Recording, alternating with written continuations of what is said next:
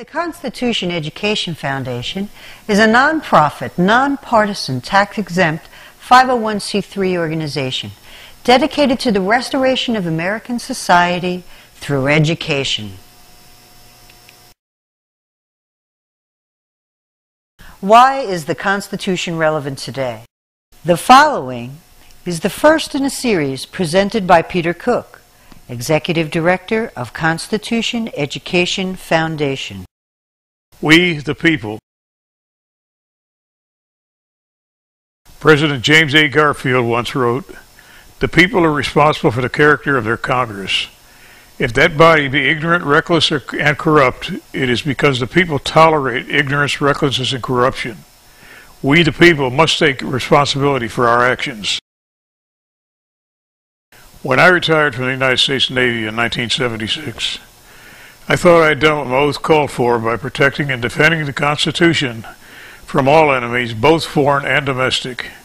Never in my wildest dreams did I ever imagine we would have to protect and defend it against domestic enemies. That brings to mind something the great Walt Kelly's Pogo once said: "We have met the enemy and he is us." First three words of the U.S. Constitution were placed there by our founding fathers in extra large script to assure that we always remembered that we the people run this country.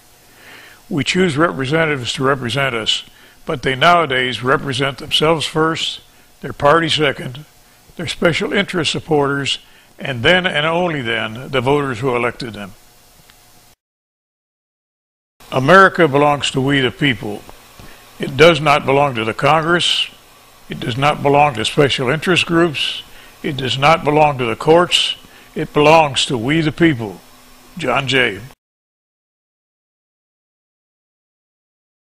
Our representatives have neglected their responsibilities to protect and defend the Constitution by abdicating their duties to the executive with unelected and unvetted czars, abdicating their duty to declare war, and integrating government into every aspect of American life.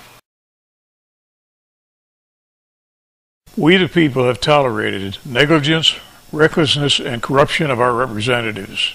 We the people must wake up and get off our duffs and realize that we the people have the constitutional power, the constitutional means, and the constitutional responsibility to demand that our representatives represent the will of we the people. All tyranny needs to gain a foothold is for the people of good conscience to remain silent. Thomas Jefferson. I hate to say it, but the day has come where you cannot believe a word your congressman tells you. You now need to research his or her voting records to see if they are voting to protect our country. Before you go into the voting booth, research your congressman's voting record. Go to govtrack.us, that's govtrack.us, for your congressman's voting records. Put your congressman's email and phone number in your address book.